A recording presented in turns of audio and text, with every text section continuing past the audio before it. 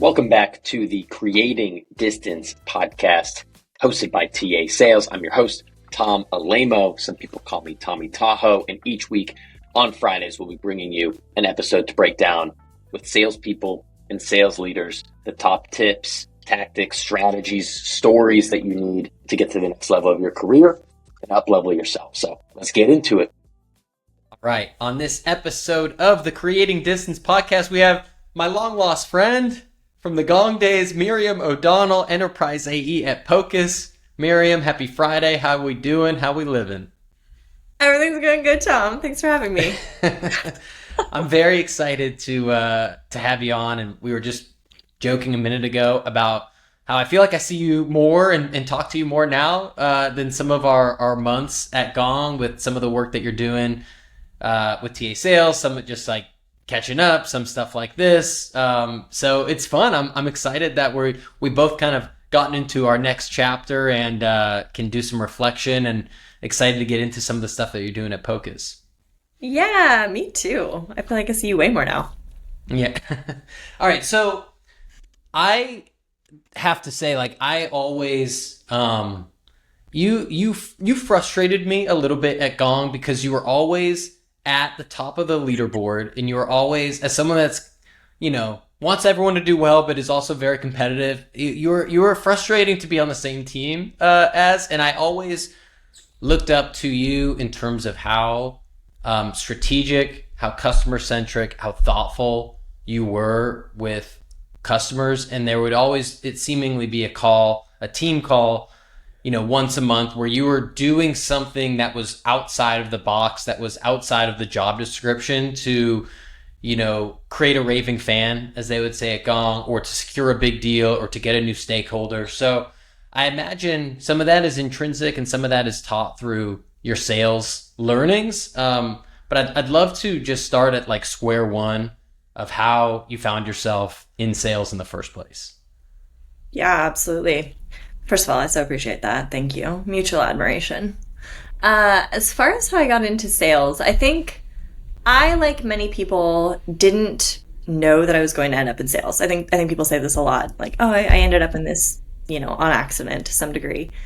That's true, and it's not. I think I from, all the way back to my earliest of jobs, always knew that I really enjoyed working with people. I worked in flower shops and restaurants. I was a waitress. I feel like a lot of people who end up in sales kind of have that background where they had kind of early customer-facing roles. And I really enjoyed it. And I think that having the variety of people to speak to and meet and engage with was always really important to me. I always think to myself, actually still to this day, I think to myself, if I had a very internal facing role, I think I might get bored because I really enjoy meeting new people and like building new strategy and learning about businesses, etc. So that's what keeps me in it. I think how I got started in sales, though, is I was actually working at a nonprofit when I was in college. I was an intern. And at the time I was studying international economics, and I got an internship at a nonprofit that was doing international development work. And I found this internship and it just happened to be on the development team. And development in nonprofit is code for sales. And so it was me and 4 other gals, and we were doing corporate fundraising, which essentially just means that you're soliciting donations, often large donations from companies. It's still the hardest sales job I've ever had. You're essentially asking for money for nothing. So, so it's a different kind of value sell for sure.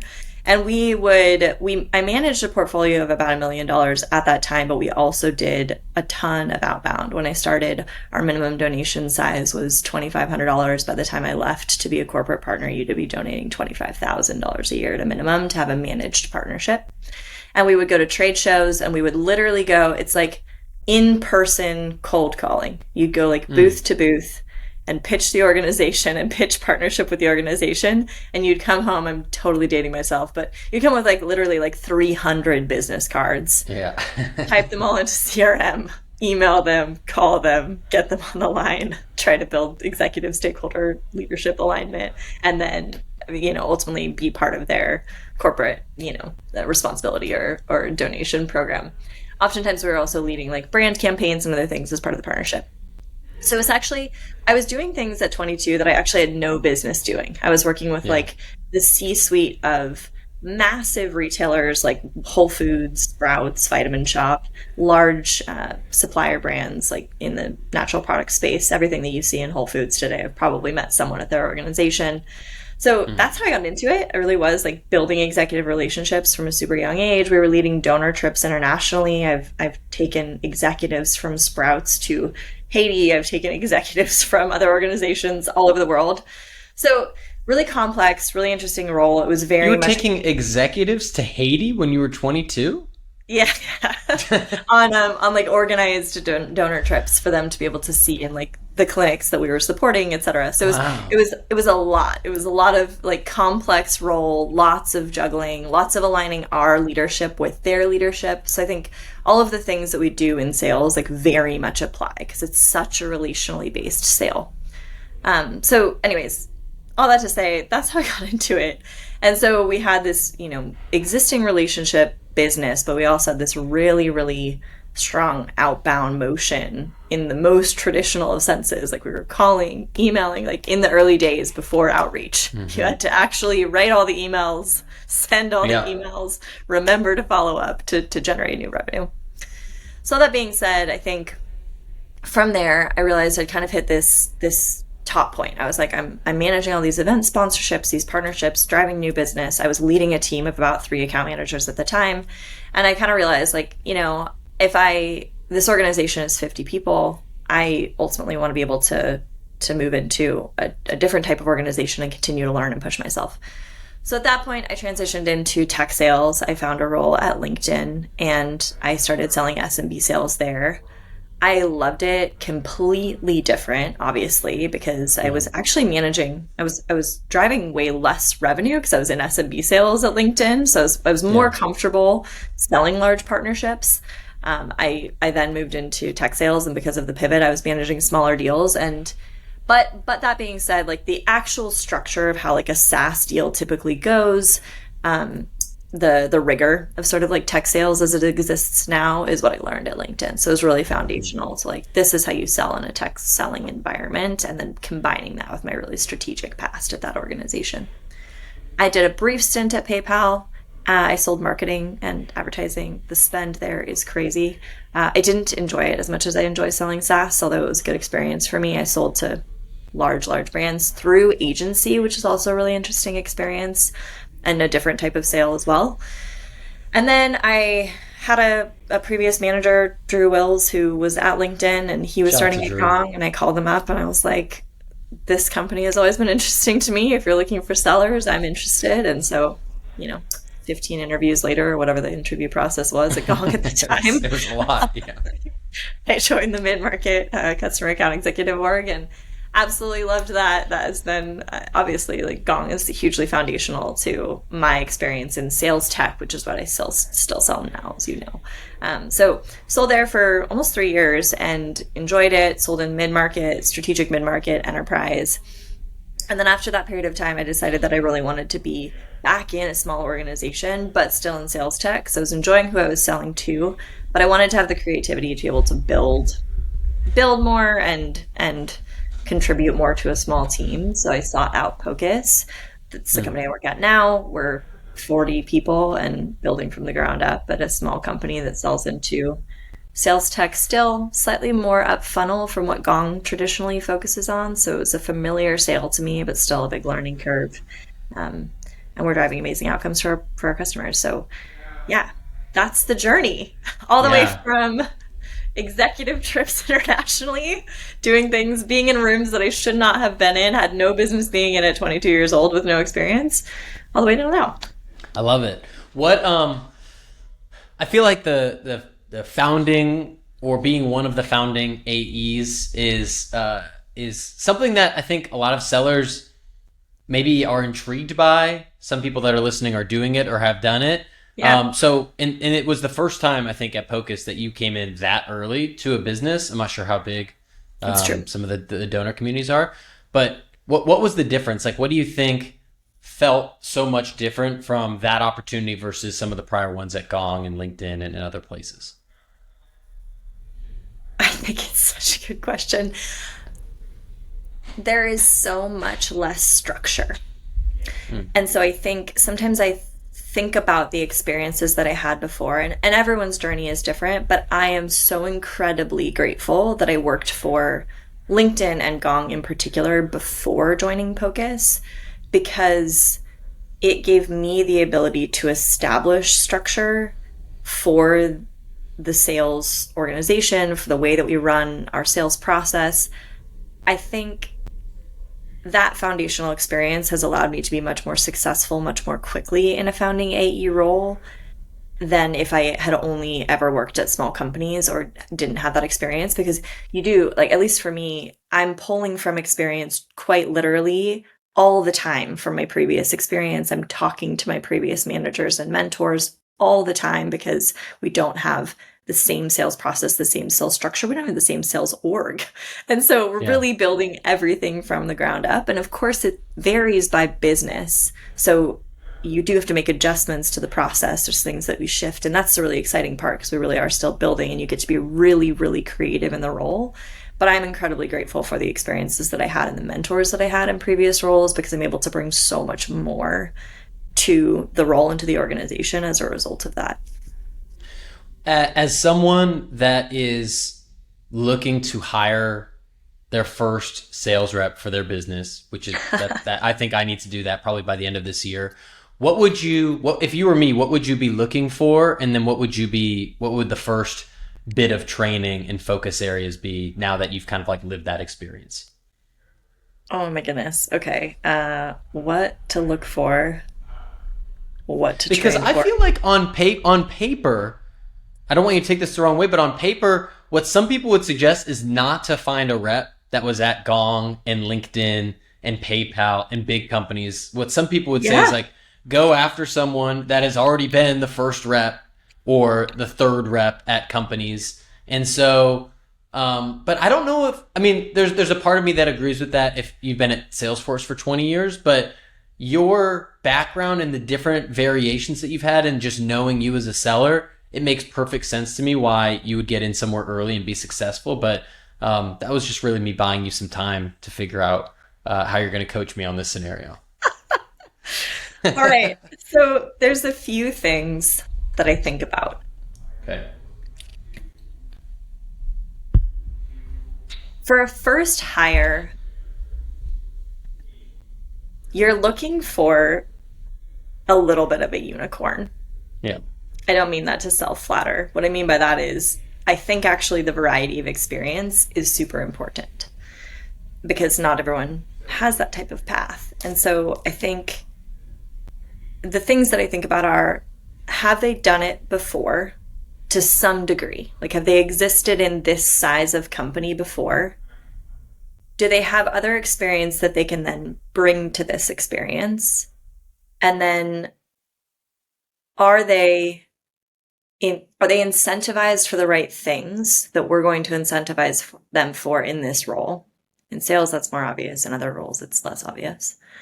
And then I think that actually in a small organization, I think this is always true, but especially in small organizations, the level of reference check and making sure that anywhere they are present, online, in person, is a positive experience, I think is hugely important. So I think in a perfect world, the hire that you're looking for has been part of a smaller organization before. And that's where my experience comes in with my nonprofit experience, because I was one of 4 and the organization really didn't have much built out and we were really building together. So I was part of a small team. Second to that, then I went to large organizations, and I think that it is helpful to have structure, have some degree of experience in that space, and then choose that you actually want to be in a smaller environment, again, because you know what it looks like. So you know what it looks like to be in a small organization. You know how crazy it is. You know that the hours are not going to be 9 to 5. You know there's going to be a degree of scrappiness needed. And yeah, the scrappiness I think is huge. People call that grit. I think that word is a little severe for what we're doing. We're not saving lives here. But I like the word scrappy because I think it really applies, particularly for early stage startups. You really do have to apply yourself in ways that you didn't expect, think more creatively than you would normally in a normal role. The last thing, and I can't undervalue this, is positive presence. I think that in a world where there's a lot of information available about people through their references online, how they conduct themselves, what they're posting, how they're engaging with others, I think it's hugely important to have like your first representative of the business be someone that when people come in contact with them, they're like, oh, I felt so positive. Like I felt good talking to that person.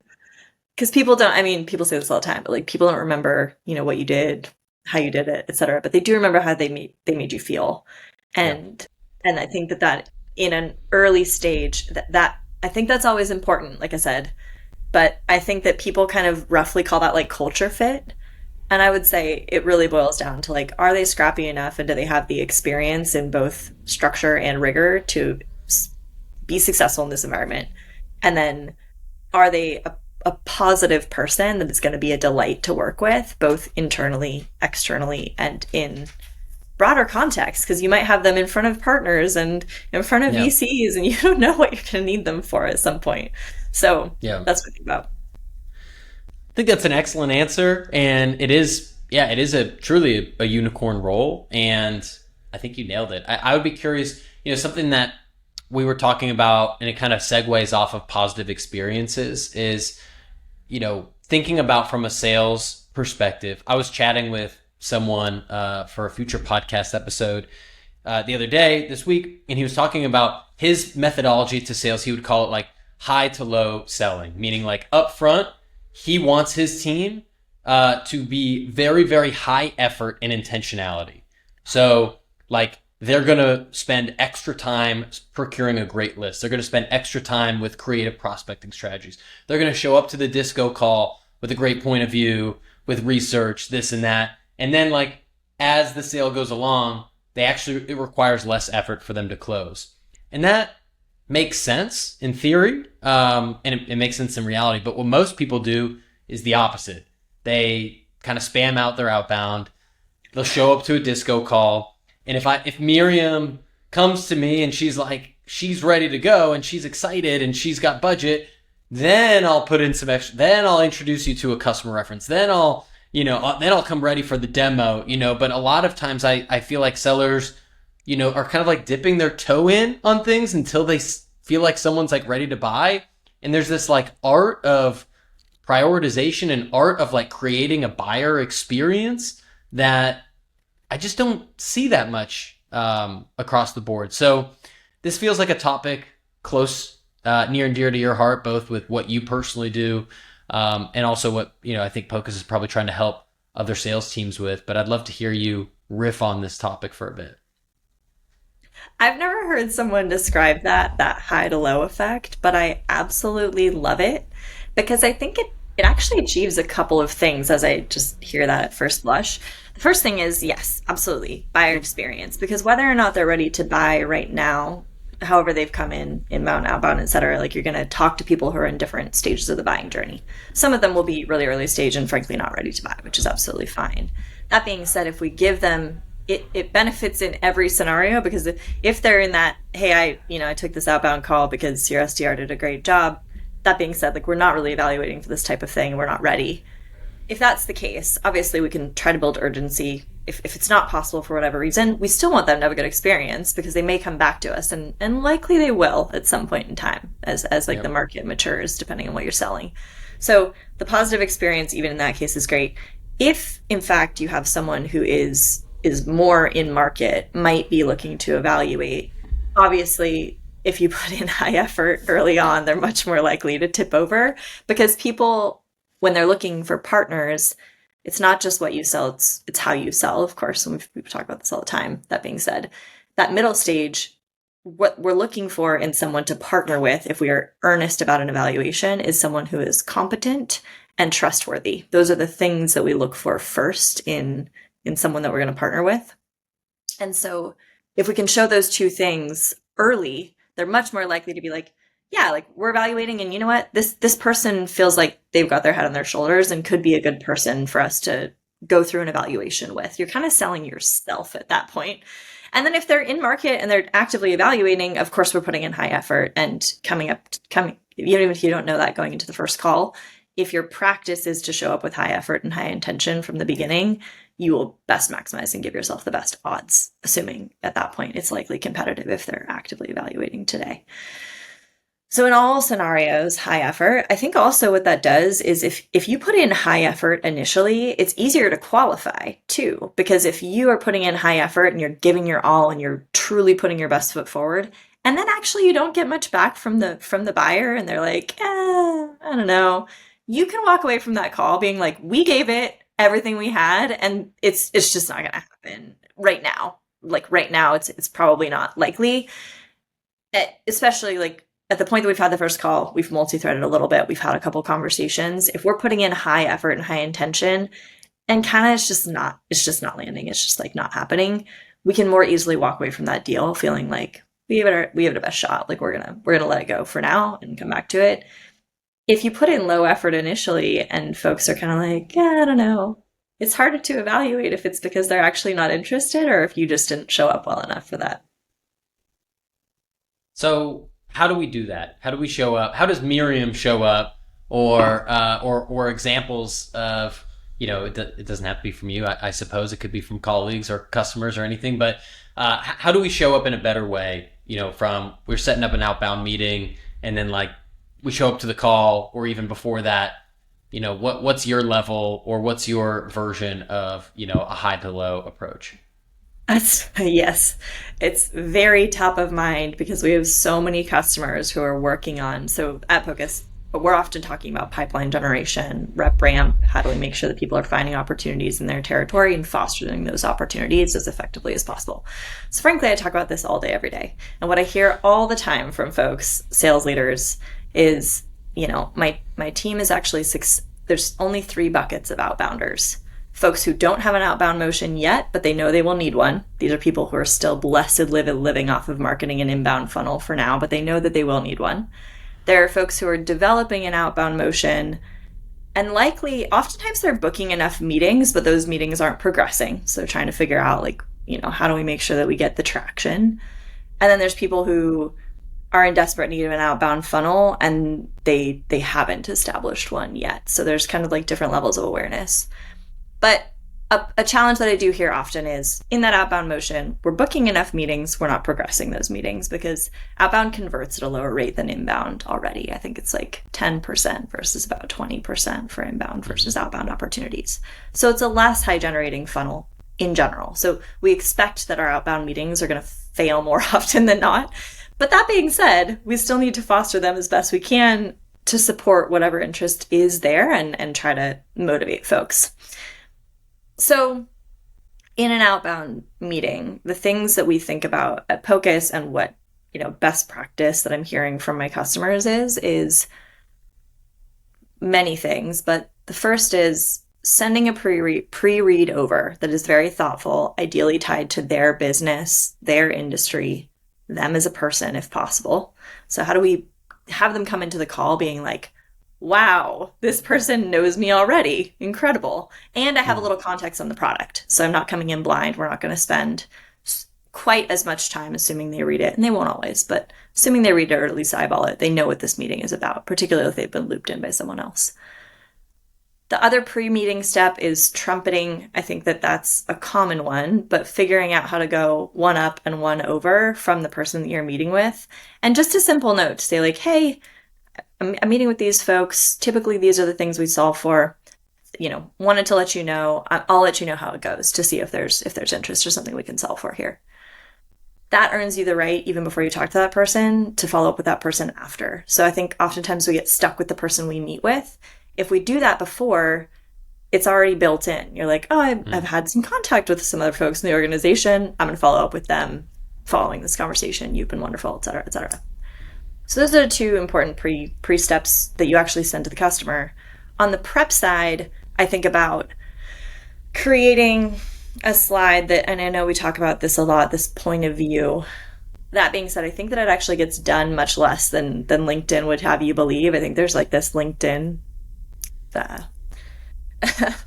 sentiment that this happens much more than I think it actually does on the ground among sellers. I think that most sellers are not developing. I think that's most things on LinkedIn. That's right. That's right. Yeah. So I think we think that it's happening. I don't actually think it is in many cases.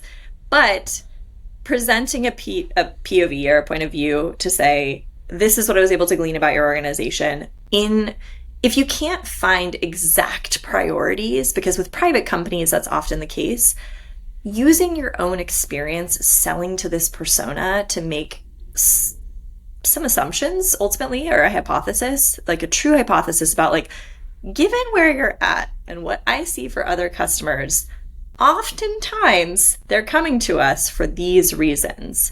And then all you're doing is validating it, because people, love to tell you that you're wrong. They love to tell you no. It's like built into our reptilian brains to refuse or reject, which is great because then they tell you what they actually need.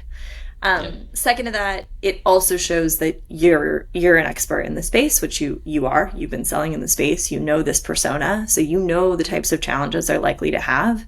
Help them out by just offering it up to them so that they don't have to reiterate to you all of the things that you already know. And advance the conversation. It essentially takes it from, hey, tell me all the things about you and assume I know nothing, to, hey, I actually know this space. I know this persona. This is what I imagine you're dealing with. I've done my research on what's happening within your organization, private, public, recent leadership hires. This is usually what that means. And then allow them to fill in the gaps, and it jumps your discovery ahead. 20. So is that more or less, is the point of view, is that the email that you're sending ahead of time, more or less, like in a bulleted form, or what does that email look like? The email in advance, I would say, is part, hey, it's I've done my homework. Yeah. Assume I will ask you, I will present to you what I've researched. Assume I will ask you questions about what I can't see outside looking in. Also, to give you a little primer about Pocus, you come in knowing a little bit more about what we do. This is generally what we do. Here's a sizzle reel or whatever, some sort of resource so that they can, if they have a few minutes, take a peek at it to know what you're going to talk to them about. Yeah. And then going to the trumpeting email, it's interesting. I don't meet many sellers that do it before the first call. After the call, it's like, all right, we met with someone, director level. We know there's the VP or the C-suite, and we might want to try to get to them after, or, align with our execs. So sending it ahead of time is great. And I think what a lot of people, if they're listening to this, if you're a seller, you say, Miriam, that sounds awesome, but like my contact's going to get pissed. Like they're not going to like that, that you're going one up and one over. And I remember you said on a training and coaching call that you ran a little while ago, something to the effect of like, you've never had a deal where like someone said like you had too many stakeholders involved or something like that. Like, what, I forget, I'm paraphrasing your quote, but give me a little bit on that. The quote is, I've only had one deal where a VP of sales looked at me and he was like, I think you've actually engaged too many people in this decision. Yeah. only one time has that been said. And I think what I shared on the call was, it's still closed for what it's worth. Yeah. So if you're going to err on one side, err on that side. Because I'm sure I've lost countless deals to not having enough people on the line. So for like, possibly that's the primary reason, who, not how, as they say. So I'm sure I've lost, countless deals to not having the right people on the line. So the trumpeting before. So on that point about engaging with more people, the second piece is about the pre-trumpeting, the pre-first call trumpet. That's actually a new motion for me. Our head of sales suggested that to me as an addition to our process recently. And I'm loving it. And what I find is you send those emails and they should be phrased in a very, hey, I'm just letting you know type way. Yeah. Because those emails are very unlikely to get passed along, but then they're in the loop. Essentially, all you're doing is you're building awareness. And so I think I've never had, in the same vein, like I've never had someone come back to me and say, oh my gosh, I can't believe you reached out to that person before we met. Because rightly or wrongly, before you meet someone, you're not holden to them. Your job as a seller is to make sure that the right people in this account know about the value that you can drive. So early on, if you set the context with your champion, you're not going around them. You don't even know them yet. And so you're just threading effectively within the account. You're meeting that person. And then I find that people often ask, hey, have you had other conversations within the organization? And when I have to say no, I actually feel like I'm not prepared. So the ability to say, yeah, I've reached out to a couple people, heard from a couple people, but wanted to have this conversation first. That, in my experience, I've never gotten pushback on. Because people expect you to be reaching out within the organization that you're prospecting to. So rightly or wrongly, we benefit from that assumption before we meet someone. After we meet someone, they may feel protective over this idea or what you're doing. Before that, I think people generally expect you to be doing that type of thing, whether or not we actually do it aside. Yeah. What else are you seeing? I mean, the obvious answer that you could say is like use Pocus, which fair enough. But what else are you personally and other customers that you're working with seeing work on the outbound side to book meetings? Whether it's a specific channel or something new, or maybe it's just like, hey, we're doing the same things that we were doing 3 years ago, but they're working for us. Just curious if anything comes to mind for you. It's a really good question. I think the thing about outbound right now is that the way that buyers are buying has changed so much, particularly segment dependent. So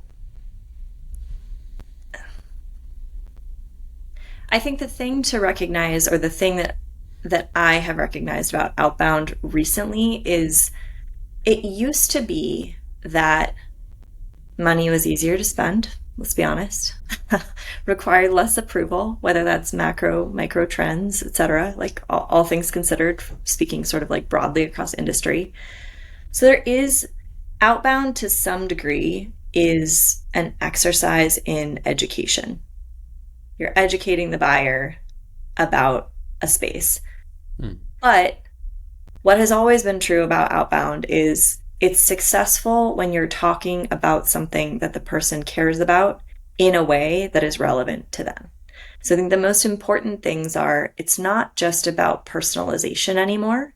It's about relevance right now to that person, to their business and their industry, which makes it, frankly, very difficult to do outbound right now. I think outbound is still a super viable channel. We have customers who are crushing it in outbound. It takes a lot of intention, unless you have a very transactional sale, in which case you're kind of just like getting your offering out there to be considered in the slew of other offerings that exist.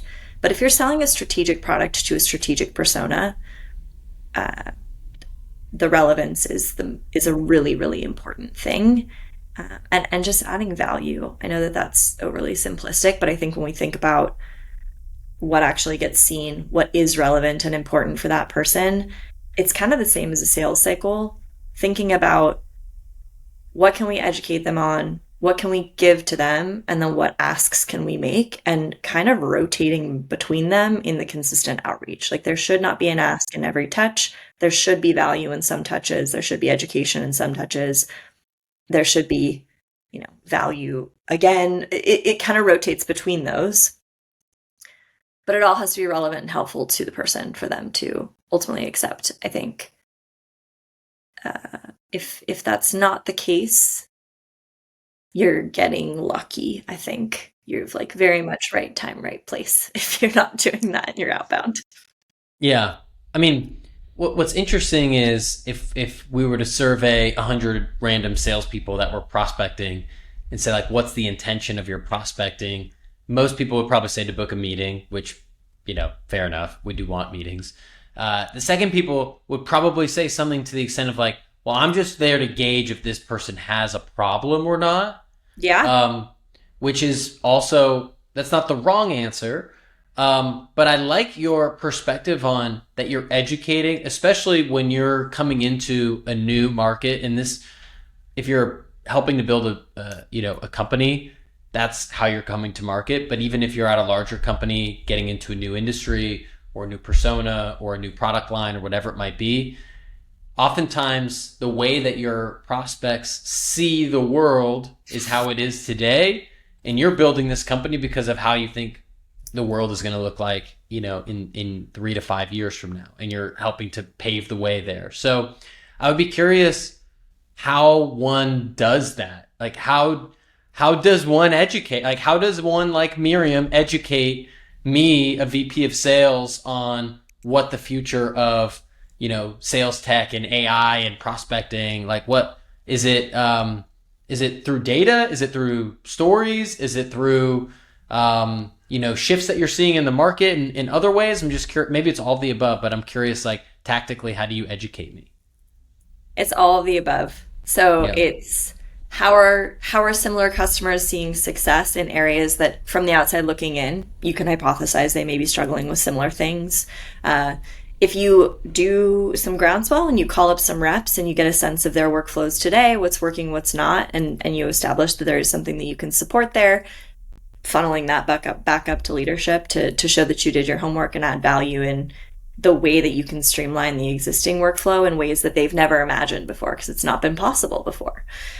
So I think it's all of the above. It's case studies, it's customer quotes, it's doing the cold calling into your peers to understand what they're doing today and how we might be able to support.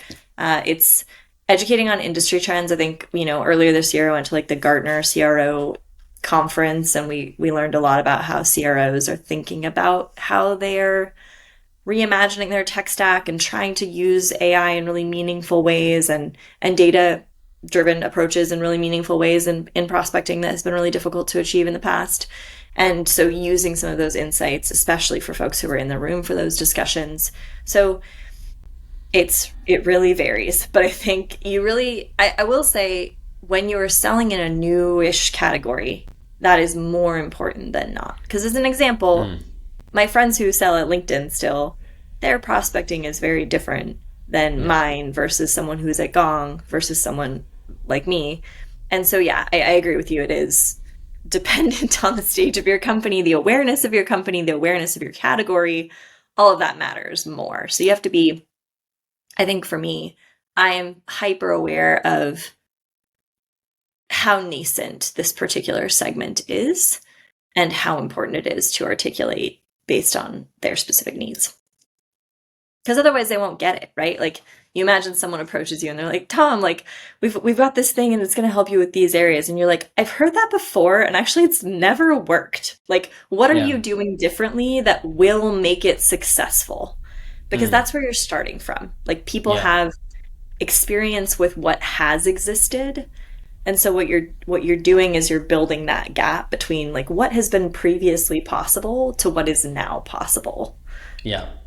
And that's and you're like preemptively like I know in your head you're thinking this and like this is going to be your objection, so let me try to get ahead of that by sharing something else, why we're different or why that doesn't work and this does, or whatever it might be.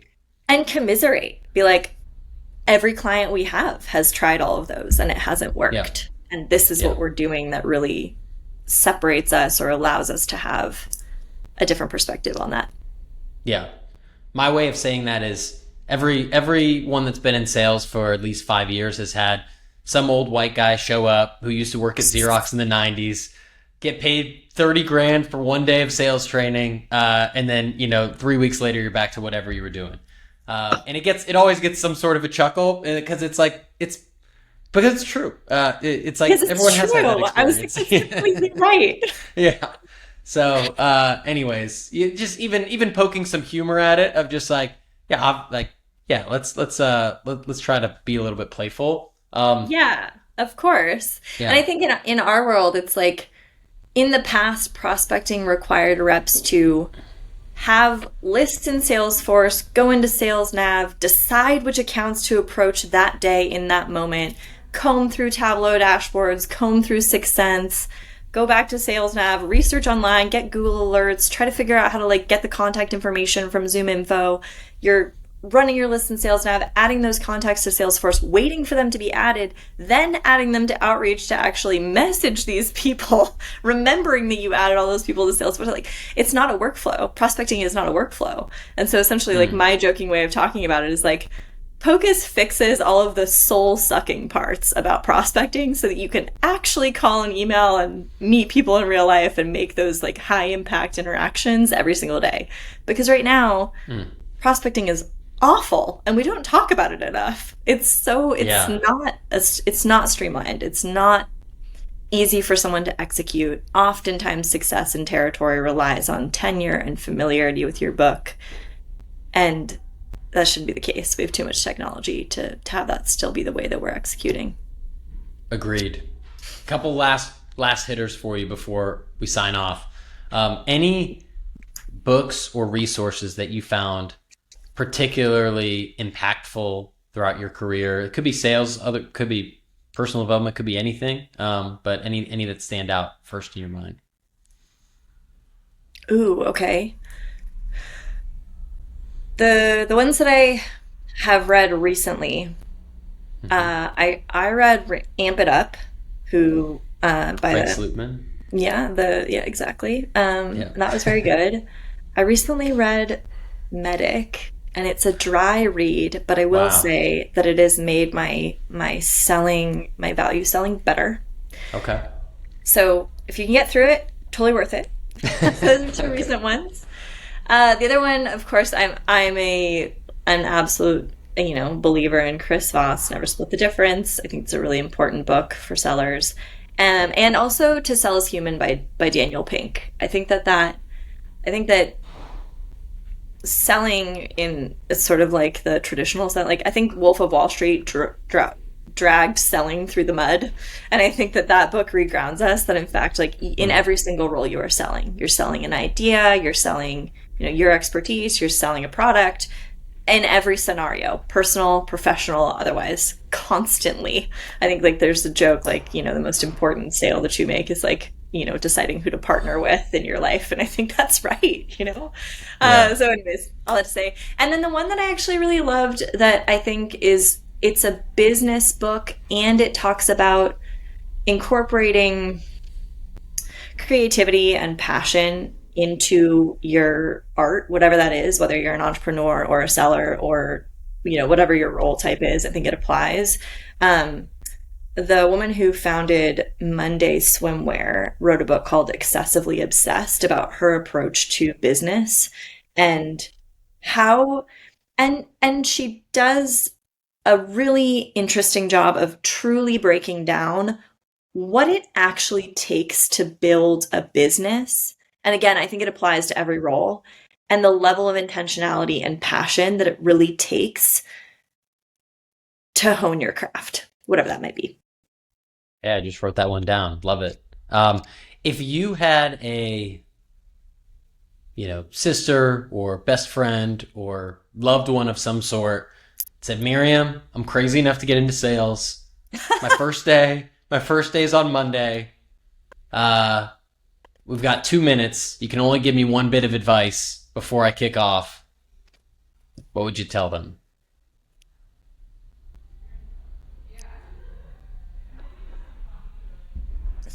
I can only give one piece of advice. You can answer however you'd like. One piece of advice. All right. Get in front of customers and prospects as soon as possible. Bring your natural curiosity. Who you are is exactly enough. And you're going to hear no way more than yes. And that's expected and okay. That's a great answer. I want that answer to be my alarm clock tomorrow. You wake up, you're just hearing that on a loop. It's like daily affirmations combined with a reality check. I think. Yeah. A realistic affirmation. I love But that. I think to add to that a little bit, like getting in front of customers and prospects as soon as possible, like the way you learn like if you've never sold before and you're brand new to it, like the way you learn an industry, a product, a space, a persona needs, you gotta be curious and get in front of those people as fast as you can. Yep. Knowing that you're gonna crash and burn a ton early on. But the sooner you start doing that, the better off you are. So Agreed. rip off the Band-Aid. Agreed. And the sooner you can get on the phone, great. The sooner you can actually meet these people in person, even better. Even better. All right, one or two more for you. This is the selfish section of the podcast where I ask you to give me one referral for someone that should come on this podcast, but the catch is that you have to know them or know them well enough for me to name drop you or you help me get them on. Yeah. Tenny Tag. You should bring Tenny Tag on this podcast. She is one of the best managers I've ever had. She's now crushing it in a director role at Lattice. And she is an expert at sales leadership among reps and strategy execution across teams. Love it. Former gongster. Yeah. She's on the list. Great. Love it. Miriam, this was awesome. I should have blocked off 2 hours on your calendar instead of 1. Before we wrap, I want to just give you a chance to talk about where people can reach out to you if they listen to the pod, if they want to learn more about whatever you're doing, Pocus. Here's your stage. Talk about whatever you want. Amazing. Yes. I'm always available on LinkedIn. That's the fastest way to get me. So if you have questions after this, please feel free to DM me. In the meantime, if you're curious about Pocus, that's where I'm at now. So there's that plug. And then I also have a advising go-to-market consulting business called Revenue Bench that I train sales teams and help folks out in developing their customer journey and buying journey. So yeah, that's me. Awesome. Appreciate you, Miriam. You're the best. Awesome. Thanks, Tom. Thanks for checking out that episode. 2 quick things as a takeaway. Number 1, we would feel honored if you left a review wherever you're listening to this podcast, if it's on Spotify or Apple or YouTube, to just let us know how we're doing, what else you'd like to see. If you'd like to learn more about us, you can check us out at tasales.co. Love to hear from you there. Much love. Have a great week.